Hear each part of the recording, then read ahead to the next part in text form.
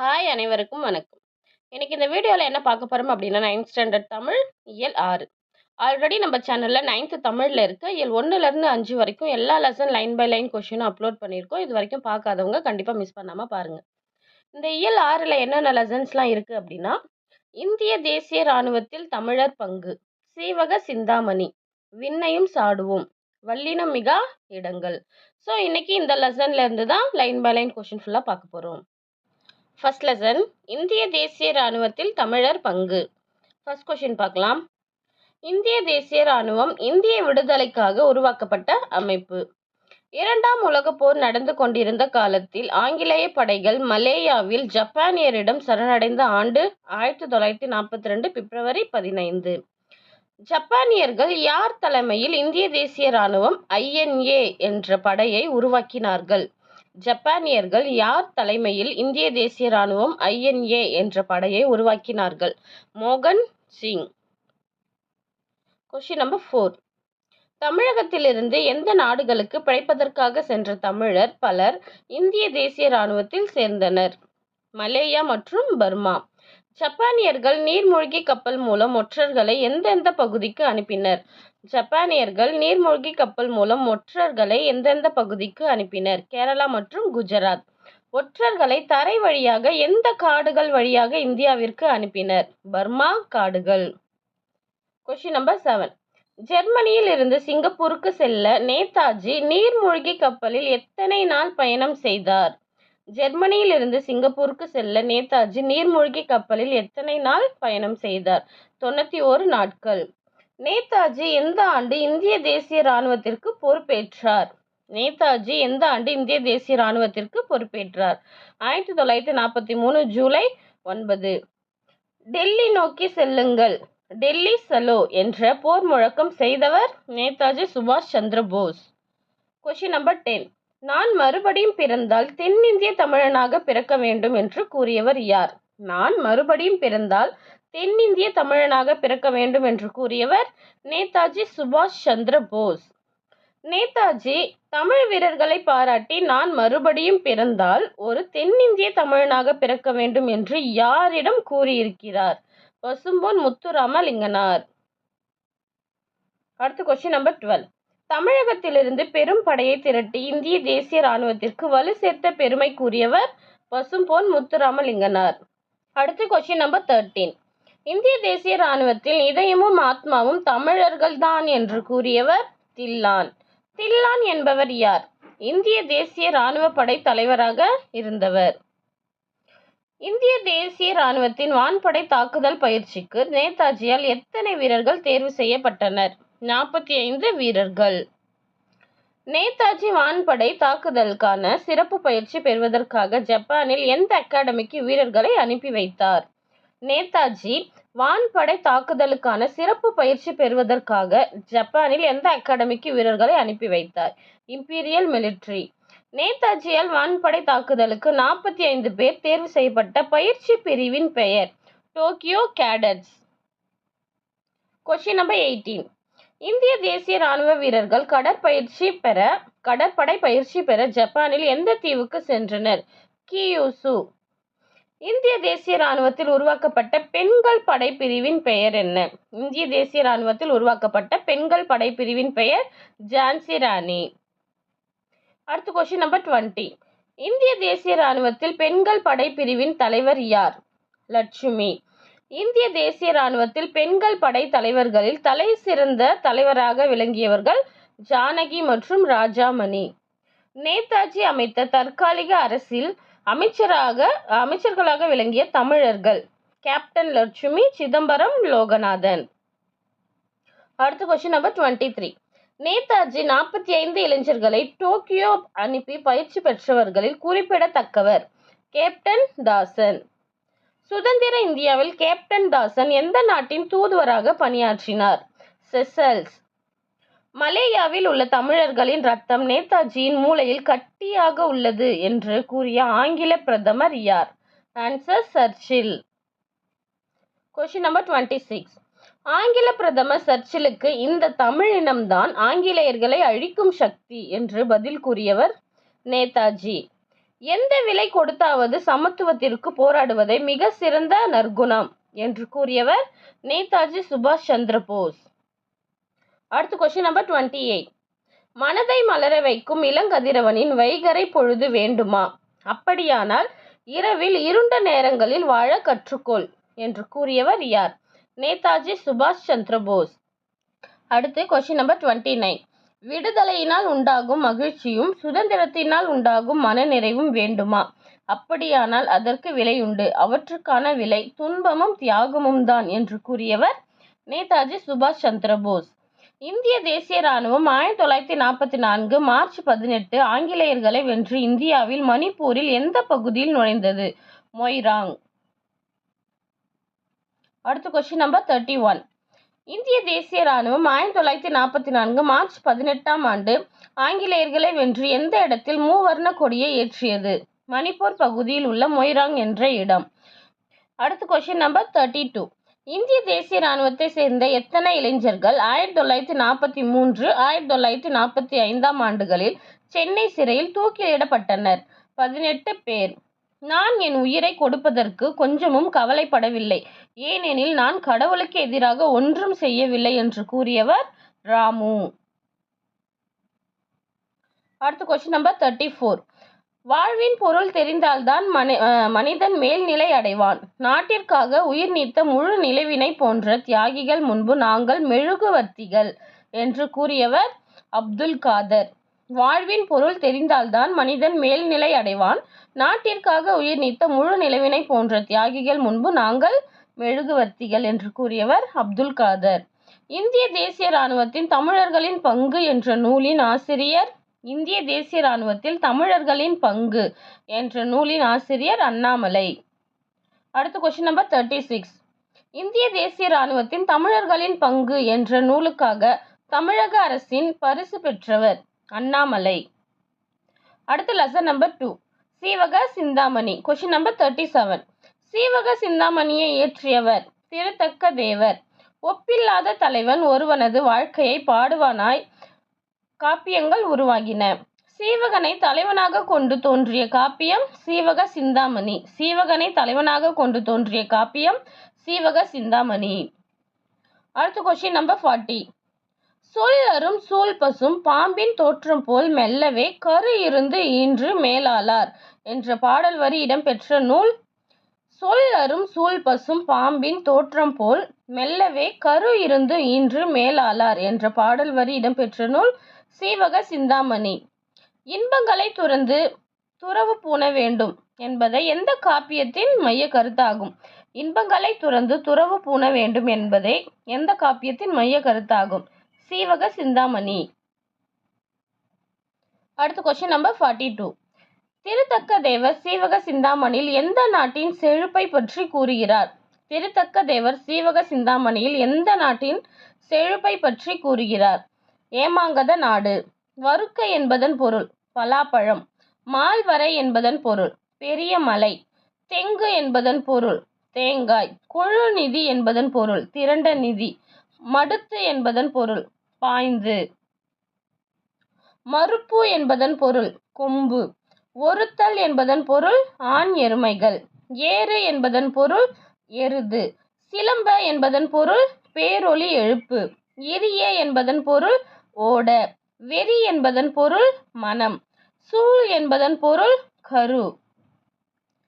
மேலாளார் என்பதன் பொருள் பக்குவம் இல்லாதவர். இறைஞ்சி என்பதன் பொருள் பணிந்து. அடிசில் என்பதன் பொருள் சோறு. மடிவு என்பதன் பொருள் சோம்பல்.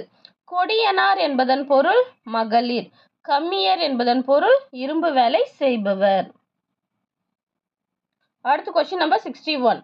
இறந்து கேட்பவருக்கு இல்லை எண்ணாது வாரி வழங்கும் செல்வர்களை போன்றது எது? இறந்து கேட்பவருக்கு இல்லை எண்ணாது வாரி வழங்கும் செல்வர்களை போன்றது வெள்ளம். மனம் கவழும் காலனியில் பேரொலி கேட்டு எந்த மீன்கள் கலைந்து ஓடுகின்றன? மனம் கமழும் காலனியில் பேரொலி கேட்டு எந்த மீன்கள் கலைந்து ஓடுகின்றன? விரால் மீன்கள். ஐம்பெரும் காப்பியங்களில் ஒன்று சீவக சிந்தாமணி.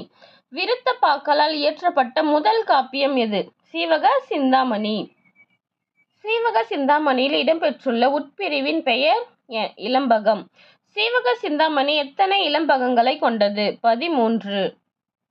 சீவக சிந்தாமணியில் உள்ள 13 இளம்பகங்கள்: நாமகள் இளம்பகம், கோவிந்தையார் இளம்பகம், காந்தரு வதத்தையார் இளம்பகம், குணமாலையார் இளம்பகம், கனகமாலையார் இளம்பகம், விமலையார் இளம்பகம், சுரமஞ்சியார் இளம்பகம், மண்மகள் இளம்பகம் மற்றும் பூமகள் இளம்பகம், இலக்கணையார் இளம்பகம், அண்ட் லாஸ்ட் ஒன் முத்தி இளம்பகம். 13 இளம்பகங்கள்.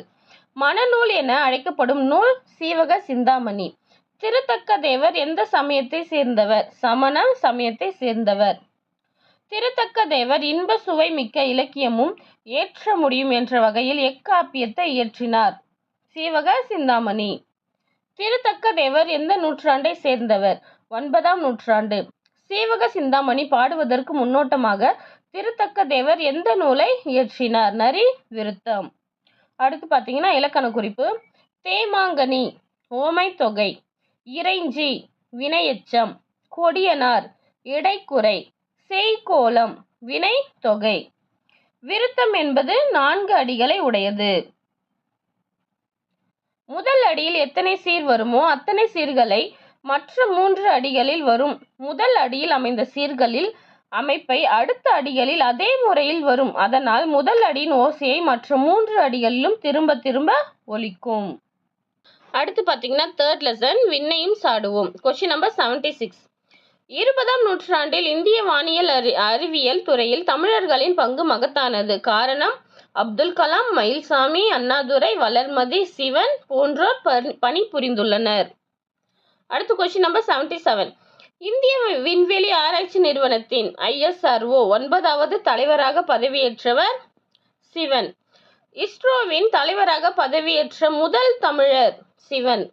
2015ஆம் ஆண்டு விக்ரம் சாராபாய் விண்வெளி மையத்தில் இயக்குநராக பணிபுரிந்தவர்? சிவன். சிவன் அவர்களின் சொந்த ஊர் நாகர்கோவில்.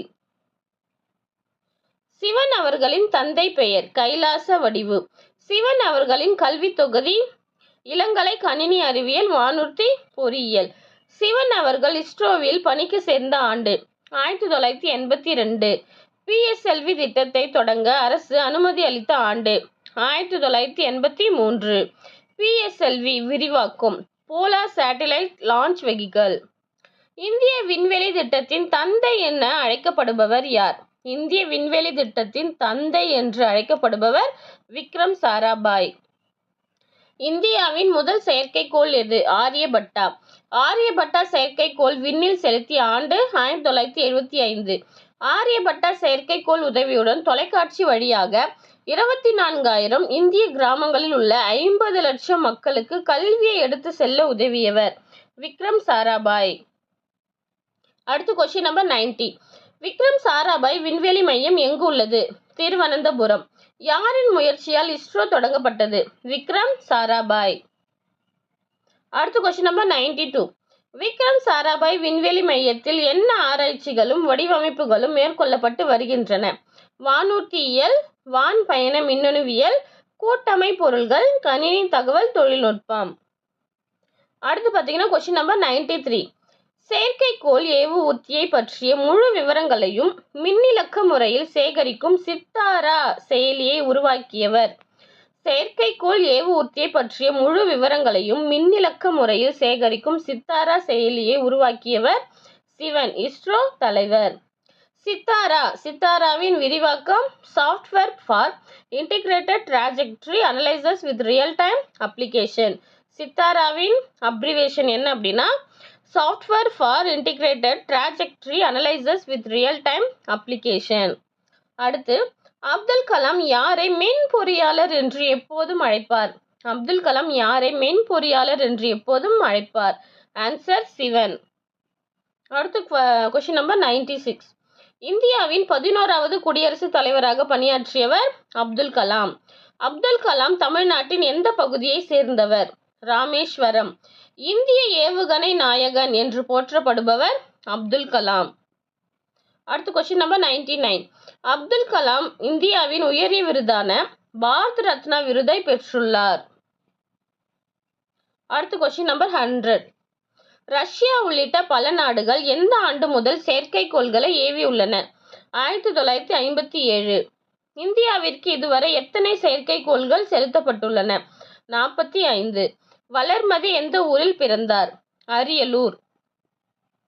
அடுத்த கொஸ்டின் நம்பர் 103. 2015ஆம் ஆண்டு தமிழ்நாடு அரசின் அப்துல் கலாம் விருதை பெற்ற முதல் அறிவியல் அறிஞர் வளர்மதி. வளர்மதி இஸ்ரோவில் எந்த ஆண்டு முதல் பணியாற்றி வருகிறார்? 1984. 2012ஆம் ஆண்டு உள்நாட்டிலேயே உருவாக்கப்பட்ட முதல் ரேடார் இமேஜிங் செயற்கைக்கோள் ரிசாட்-1 திட்டத்தின் இயக்குநராக பணியாற்றியவர் வளர்மதி. அடுத்த கொஸ்டின் நம்பர் 106. இஸ்ரோவின் செயற்கைக்கோள் திட்ட இயக்குநராக பணியாற்றிய இரண்டாவது பெண் அறிவியல் அறிஞர் வளர்மதி. மீனவர்களுக்காக உருவாக்கப்பட்ட செயலி நேவிக். விண்வெளி துறையில் எத்தனை வகையான தொழில்நுட்பங்கள் உள்ளன? 3 வகையான தொழில்நுட்பங்கள் உள்ளன. அடுத்து கொஸ்டின் நம்பர் 109. விண்வெளி துறையில் 3 வகையான தொழில்நுட்பம் எவை? செயற்கைக்கோள் ஏவுவதற்கான தொழில்நுட்பம், செயற்கைக்கோள்களை ஏற்றி செல்லும் ஏவு ஊர்தி, ஏவு ஊர்தியில் இருந்து செயற்கைக்கோளில் இருந்து வரும் செய்தி. அடுத்து கொஸ்டின் நம்பர் 110. GSLV மார்க் 2 ஏவுகணையின் சுமக்கும் திறன் 2.25 டன். GSLV மார்க் 3 ஏவுகணை சுமக்கும் திறன் 3 டன். நம் நிலவின் புறவெளியை ஆராய அனுப்பிய செயற்கைக்கோளின் பெயர் என்ன? சந்திராயன்-1. நம் விண்வெளி துறைக்கு பெரிய புகழை கொடுத்தது சந்திராயன்-1. சந்திராயன்-2 உள்ள ஆராயும் ஊர்தியின் பெயர் என்ன? Answer rover.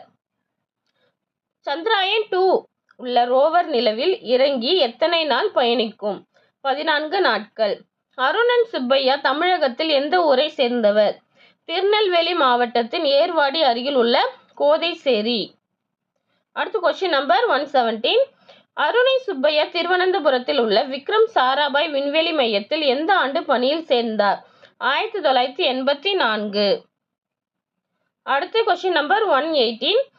2013ஆம் ஆண்டு தொடங்கப்பட்ட இந்தியாவின் செவ்வாய் சுற்றுகலன் திட்டமான மங்கள்யான் திட்டத்தின் இயக்குனர் அருணன் சுப்பையா. இளைய கலாம் என்று அன்புடன் அழைக்கப்பட்டவர் மயில்சாமி அண்ணாதுரை. மயில்சாமி அண்ணாதுரை தமிழ்நாட்டில் எங்கு பிறந்தார்? கோவை மாவட்டம் பொள்ளாச்சி வட்டம் கோத்தவாடி ஊரில். அடுத்து கொஸ்டின் நம்பர் 121. மயில்சாமி அண்ணாதுரை இதுவரை எத்தனை முனைவர் பட்டங்களை பெற்றுள்ளார்? 5 முனைவர் பட்டங்கள். மயில்சாமி அண்ணாதுரை இஸ்ரோவில் எந்த ஆண்டு பணியில் சேர்ந்தார்? 1982. சந்திராயன்-1 திட்ட இயக்குனர் மயில்சாமி அண்ணாதுரை. அடுத்து பார்த்தீங்கன்னா இலக்கண பகுதி வல்லினம் மிகா இடங்கள். அது இது என்னும் சுட்டு பெயர்களில் பின் வல்லினம் மிகாது. எடுத்துக்காட்டு அது செய், இது காண. இது அது என்னும் சுட்டு பெயர்களின் பின் வல்லினம் மிகாது. எடுத்துக்காட்டு என்ன பார்த்தீங்கன்னா அது செய், இது காண. அடுத்து பார்த்தீங்கன்னா எழுவாய் தொடரில் வல்லினம் மிகாது. எழுவாய் தொடரிலும் வல்லினம் மிகாது. எடுத்துக்காட்டு பார்த்தீங்கன்னா குதிரை தாண்டியது கிளி பேசும். அடுத்து கொஸ்டின் நம்பர் 126. விழி தொடரில் வல்லினம் மிகாது. விழி தொடரில் வல்லினம் மிகாது. எடுத்துக்காட்டு தந்தையை பாருங்கள், மகளே தா. அடுத்து வியங்கோல் வினைமுற்று தொடரிலும் வல்லினம் மிகாது. எடுத்துக்காட்டு வாழ்க தமிழ், வருக தலைவா. அடுத்து உம்மை தொகையில் வல்லினம் மிகாது. எடுத்துக்காட்டு பார்த்தீங்கன்னா தாய் தந்தை, இரவு பகல். அடுத்து அடுக்கு தொடர், இரட்டை கிளவி ஆகியவற்றில் வல்லினம் மிகாது. அடுக்கு தொடரிலும் இரட்டை கிளவியிலும் வல்லினம் மிகாது. எடுத்துக்காட்டு பார்த்தீங்கன்னா பார்ப்பார், சலசல. அடுத்து 8, 10 தவிர பிற எண் பெயர்களுடன் புணரும் வல்லினம் மிகாது.